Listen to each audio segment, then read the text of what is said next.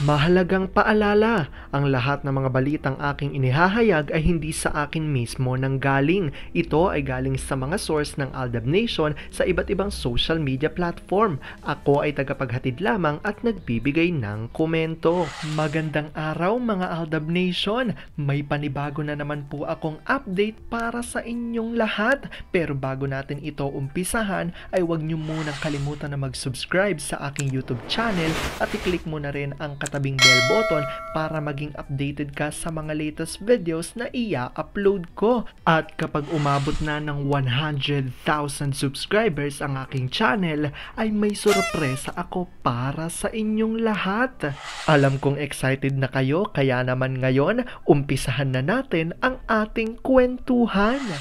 Ang pag-uusapan natin ngayong araw na ito kung saan Vice Ganda hindi na rin daw nakapagpigil sa mga taong sumisira sa Aldab. Tila hindi nyo kakayanin ang mga binitawang salita ni Meme Vice. Lagot kayo kay Meme Vice dahil nata-meme na lang raw talaga ang lahat sa sinabi ni Meme.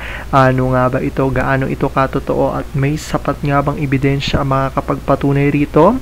Well, yan ang ating aalamin at pag-uusapan ngayong araw na ito. Pero bago ho yan, ay bibitinin ko muna kayo ng kaunting-kaunti lamang kung saan magbasa muna tayo ng mga nakakatuwang post. My name is Theo01 sa Twitter.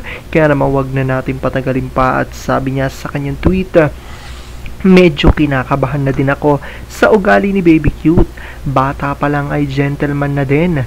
Lahat ay pinakikisamahan kasi yun ang nakikita sa ama.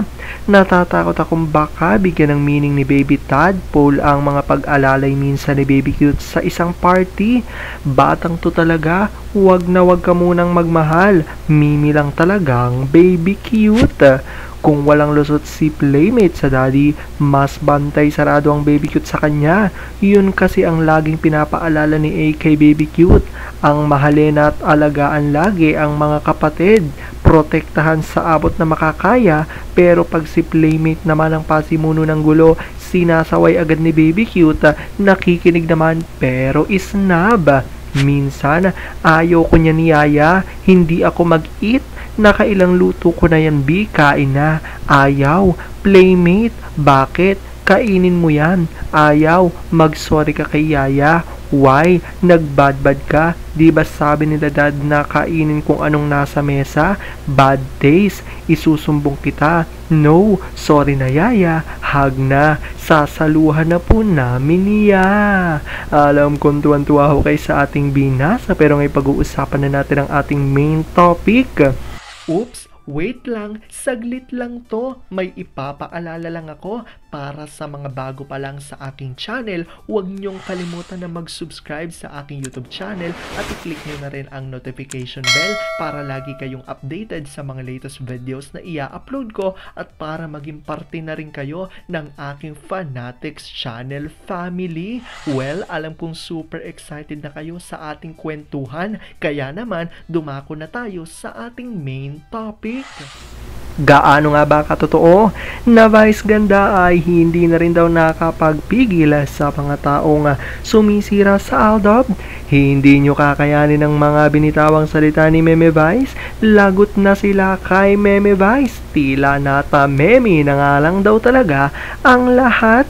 Ano nga ba itong binitawang salita ni Meme? Gaano ito katotoo at may sapat nga bang ebidensya makakapagpatunay rito?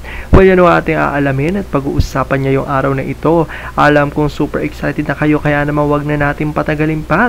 Una-una na nga dyan muna ay galing sa tweet ni Vampire 2019 at sabi niya rito, sa totoo lang mga friendship, ang talagang hindi nakasurvive sa pagkalito ay si Micaela Tubiera. Saan na sila ngayon ng tatay niya?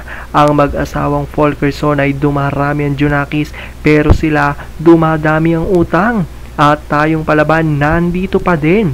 Masaya kaya mambanat sa dapat banatan. Hindi si Vampy nauubusan ng script. Ano bang mayroon, bakit ayaw pa ng mga Mendozan tumiwalag sa Sarasuela? Basahin yung sagot ni Nick Kulawit sa tanong sa kanya noon. Itong mga siblings ni Ganda ang kapal ng Fez. Pag umaharap kay Alden, itong kabaro ni Arjokla ay napupunta lang naman sa second-hand store. Siya pa atang magaling kumembot kesa sa waswit. At eto na nga ang galing sa tweet ni Mamila Kambala yun sa kanya. Truth about Aldab. The greatness of Aldab that no other LT or artists can surpass. The magic is real, Aldab pa rin. At kalakip nga rito, ang isa sa clip na makikita nga rito na si Meme Vice ay may sinabi patungkol nga sa Aldab dito sa nakarang episode lamang ng It's a Showtime. At ayon nga sa kanya, galing kay Axel Rose na yan na Lacey, sabi raw ni Vice Ganda, parang Aldab. Yun bang lahat ng tao na e-excite? Nanunood lang yun ha. Aldab pa rin. At ayan nga, maraming natuwaan na mga netizens nang marinig nga ang opinion na ito ni Vice Ganda sa nakaraan lamang na episode ng It's Showtime kung saan sinabi nga niya rito na kakaiba nga talagang epekto ng Aldab sa masa dahil talagang inaabangan nga raw kung kailan magkikita ang Aldab na tila ba talagang pati nga ang It's Showtime host na ito ay natuwa at nanonood rin talaga ng Aldab noong panahon ng Aldab era. Dahil dito marami nga mga Aldab Nation ang natuwa at tila ba may alam nga raw di umano si Meme Vice sa tunay na estado ng dalawa. Alam kong dahil nga rito marami sa inyo ang mas lalo ngayong kumakapit at naninindigan na Aldab nature is real. Pero sabi nga natin na kahit na ano pa man na magdesisyon din ang alternate main sa kanilang buhay, karera at buhay pag-ibig ay kailangan natin silang supportan, kailangan natin itong tanggapin ng buong buo dahil yun ang kanilang deserve. At yan ang aking update for today's video.